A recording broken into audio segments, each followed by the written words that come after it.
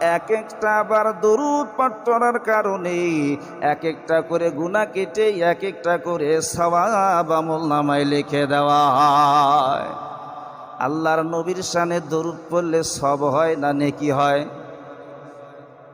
নেকিও হয়, সবও হয়, গুনাহ তো আর হয় না, গুনাহ কেটে যায়। বুঝেন নাই?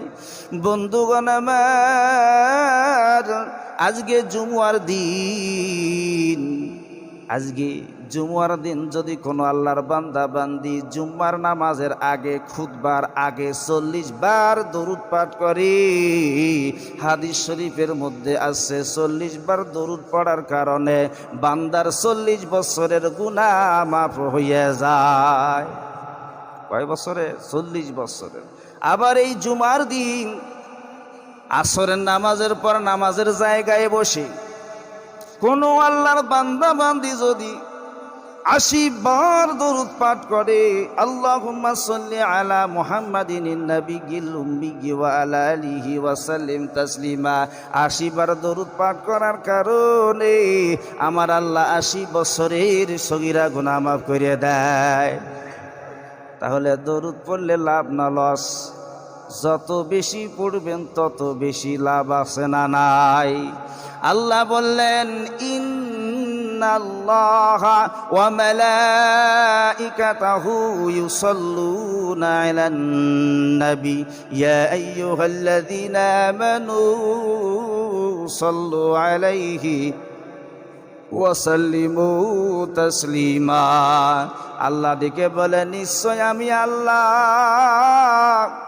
এবং ফেরেশতা মণ্ডলী আমার নবীর শানে দরুদ ও সালাম প্রেরণ করি। সুবহানাল্লাহ কোন।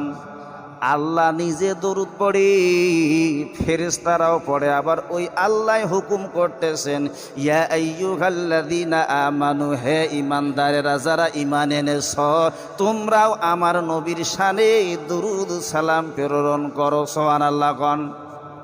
হুকুম করতেছেন কে? আল্লাহ। যে আল্লাহ হুকুম করেছেন নামাজের, রোজার, হজের, সেই আল্লাহ হুকুম করতেছে যে আমার নবীর শানে ঈমানদারেরা তোমরা দরুদ পড়ো। বেঈমানকে আল্লাহ বলে নাই, যারা বেঈমান, মুনাফিক, মুশরিক, কাফের, এদেরকে আল্লাহ বলে নাই। আল্লাহ শুধু ঈমানদারকে বললেন যে যেহেতু আমি নবী, আমি আল্লাহ পাক আমার নবীর শানে দরুদ পড়ি, ফেরেশতারাও পড়ে, তোমরা ঈমানদারেরাও প্রেরণ করো।